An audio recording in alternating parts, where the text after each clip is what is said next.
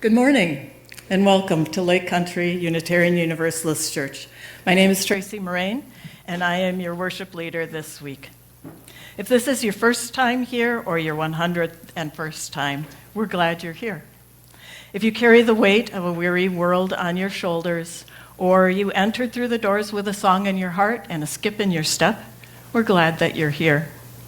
If you are the loudest voice in the town square, or the subtle hand behind the scenes, we're glad that you're here. If you sing like angels or mumble behind the hymnal, we're glad you're here. This community is what it is because of your presence. So welcome. Welcome into this space of love, support, justice, compassion, and fellowship. We are glad that you are here. Unitarian Universalist congregations covenant with one another to affirm and promote specific principles based on shared values. We live out these values within a living tradition of wisdom and spirituality that's drawn from sources as diverse as science, poetry, scripture, and personal experience. Our first reading today is titled The Bodhisattva Vows by Erich Moraine. The Bodhisattva Vows are a set of ethical trainings or commitments developed in the 6th century. When you become a serious student of Buddhism and commit to this way of living, you step onto the path by taking these 4 vows as behavioral life goals. In some ways, you could say that they are a code of conduct, similar to agreements made when testifying in court or being sworn into public office, or accepting a position as a minister in a church. The difference is these vows are so lofty that they are mostly impossible to achieve, and they apply to all aspects of your life, no matter where, no matter when, no matter with whom. So here are the great Bodhisattva vows in the Mahayana tradition of Buddhism. First, as a more traditional translation, and second, as a modern translation. The first vow, traditional. Sentient beings are numberless. I vow to save them all. Contemporary, however innumerable all beings are, I vow to serve and liberate them all. Traditional. Delusions are inexhaustible. I vow to put an end to them all. Contemporary. However deep and elusive my shadow states are, I vow to experience and enlighten them all. Traditional. Dharma gates are boundless. I vow to enter them all. Contemporary. However vast and difficult true teachings are, I vow to embody and master them all. And the final 4th one, traditional. The Buddha way is unsurpassable. I vow to embody it. Contemporary. However endless my true path may be, I vow to awaken and follow forever. Good morning. My name is Erich Moraine. I'm the affiliated community minister here at LCUUC, and I support Reverend Matt, our senior minister, in his work with this congregation.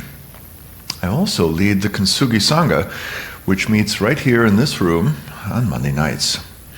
So if today's subject matter intrigues you, or if you'd like more conversation in this direction, show up some Monday night at 6:30. No advance notice necessary. So I am ordained, but not as a UU minister, instead as a Zen priest, a Zen minister. And what came with that on the outside are these robes. And what came with that on the inside is what I'd like to talk about today, the Bodhisattva Vows. I took those vows you heard during the first reading, and they have redefined who I am. The word bodhisattva comes from 2 Sanskrit words pasted together, bodhi, which means awakening or enlightenment, and sattva, which is a creature or being. So bodhisattva might mean an enlightened being, But make no mistake, having taken those vows, that doesn't mean I'm enlightened, as my partner Tracy can easily attest to. For the most part, enlightenment or awakenedness happens gradually. It's a long, slow process, often measured in decades, and gently over time, the rough edges are worn off, smooth places become polished, and a shining jewel begins to emerge from what was once a rough stone. A bodhisattva might be more accurately described as someone who is on the path to enlightenment, someone who is gradually allowing more light into the world, no longer completely opaque, but not yet fully transparent either. Enlightenment is usually controlled by a dimmer switch, not an on-off switch. Perhaps all of us here today could consider ourselves bodhisattvas. We are all somewhere on the path. No longer completely dark, but probably not yet fully illuminated either. So how about a quick show of hands? Which of you might agree that the vows read earlier are reasonable guiding principles for a person's life? Surprise. If your hand is up, you might be a Yu Buddhist, but not yet know it. Tolerance, respect, kindness, a desire to serve others, unconditional love. These are the underpinnings for this essential understanding. Your feelings about the human being in question need to be kept separate from your feelings about what that human does. Being and doing are not interchangeable. In this morning's children's story, Mom was angry when her daughter put salmon in her mittens and lemmings in her mukluks. She was very scared when she was chased into her tent by her polar bear daughter, who made her cry. But no matter what the mother did, that love of the mother for her daughter was untouched. Mom wasn't happy about what daughter did, but she never stopped loving her. This is unconditional love. Our first Yu principle asks the same of us. Each of us has inherent worth and dignity, and each of us is worthy of respect. True democracy demands the same. We must respect each other even while disagreeing about what to do.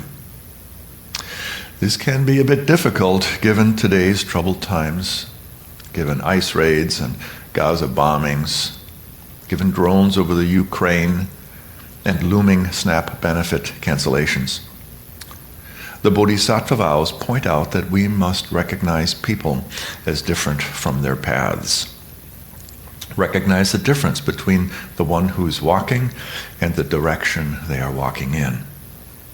If you can do that, you will understand unconditional kind regard and the Bodhisattva Vows. For this reason, there is no conflict between our Yu values being centered around love and at the same time Yuyus pushing back politically, working hard for social justice. This was the same distinction Martin Luther King Jr. and Nelson Mandela made. Unconditional kind regard for the people, and at the same time doing everything possible to change the path those people walked. Thich Nhat Hanh, the Vietnamese monk, a key figure in opposing the Vietnam War, said, "Remember, people are not the enemy. No matter what the circumstances, no matter who they are, or what office they hold, no matter what uniform they wear, even if they're ICE agents, people are not the enemy. Hatred is the enemy. Cruelty, injustice, greed, anger, and ignorance are the enemies, not the people. Strive to change the behaviors. Lobby to demonstrate and change laws. Hold politicians accountable. Do not rest till there is peace and justice for all. And remember, the people are not the enemy." Remember this as you see the faces on your news feed in the coming days and listen to our side describe their side as the bad guys. People are not the enemy.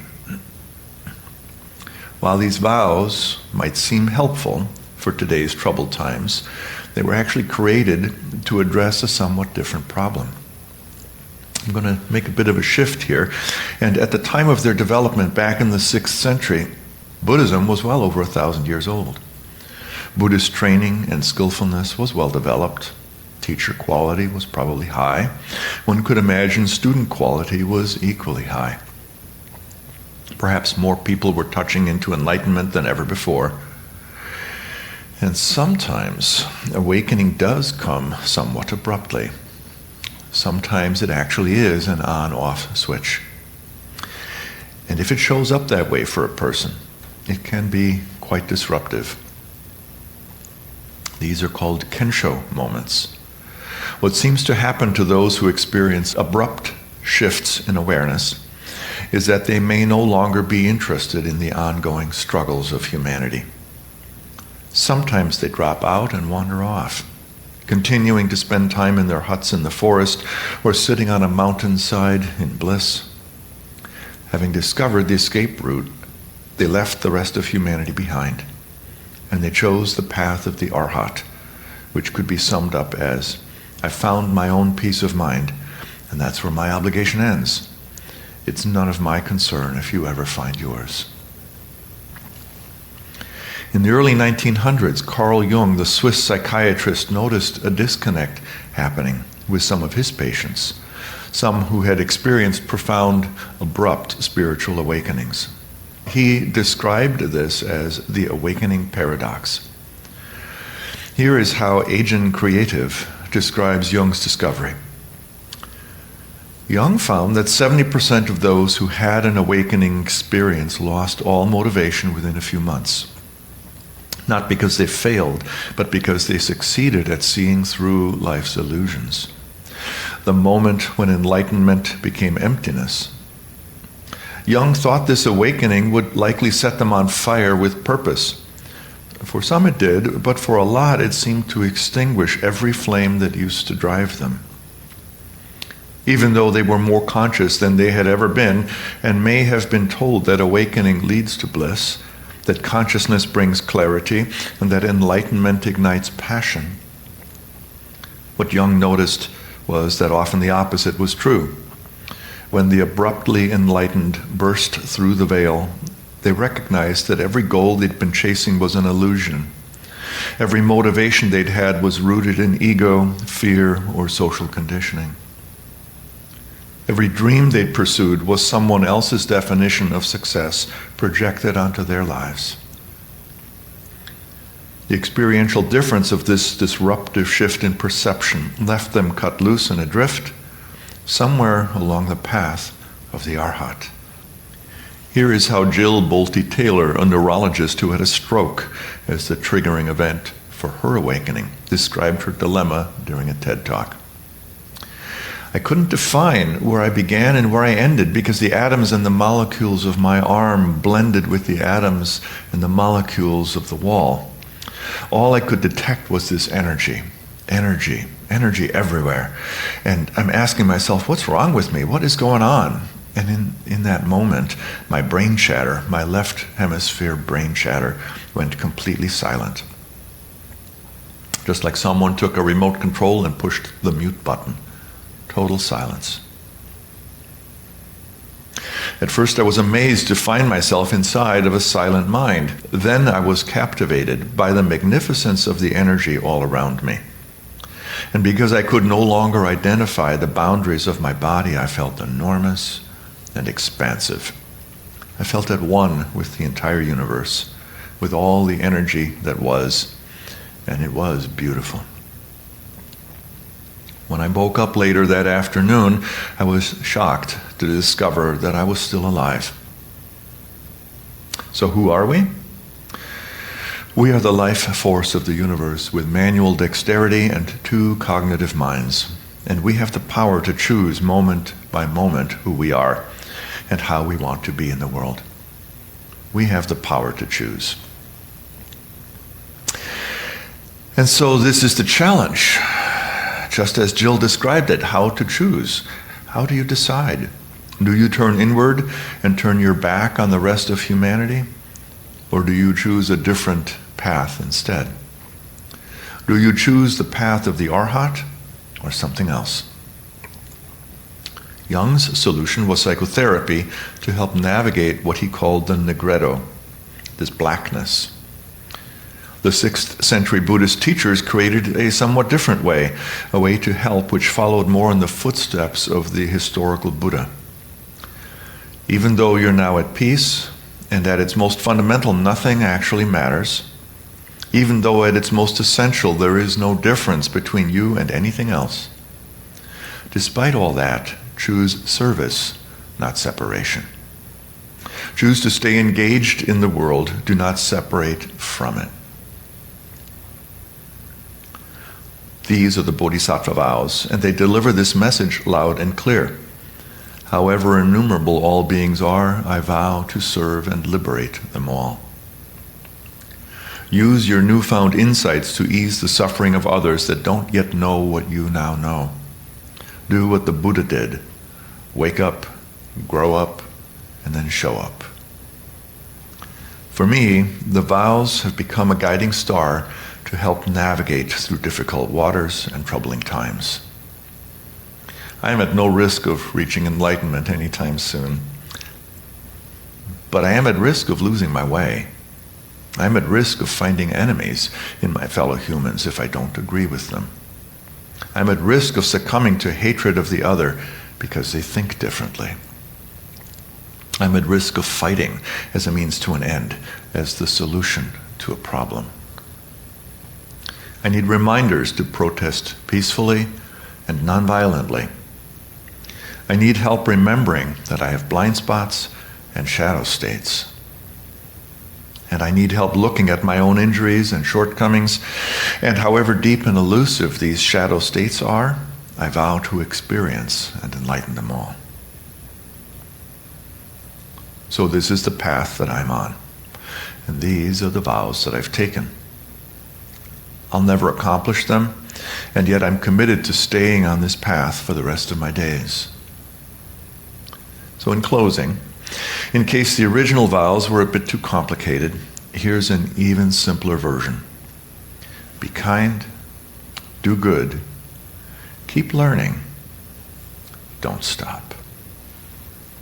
Peace, and may it be so. Our closing words this morning are an adaptation of a poem by Thich Nhat Hanh. Promise me this day, promise me now, while the sun is overhead exactly at the zenith. Promise me. Even as they strike you down with a mountain of hatred and violence, even as they step on you and crush you like a worm, even if they dismember and disembowel you, remember, your fellow humans are not the enemy. The only thing worthy of you is compassion. Invincible, limitless, and unconditional. Hatred will never let you face the beast within. One day, when you face this beast alone, with your courage intact, with your eyes kind and untroubled, out of your smile will bloom a flower, and those who love you will behold you across the 10,000 worlds of birth and death. Alone again, I will go on with bent head, knowing that love has become eternal, and that on the long road ahead, the sun and the moon will continue to shine. So, who are we? Who are you? Remember, you are the life force of the universe. You have the power to choose, moment by moment, who and how you want to be in the world. So choose wisely. Choose a path with heart and compassion. Peace, and may it be so.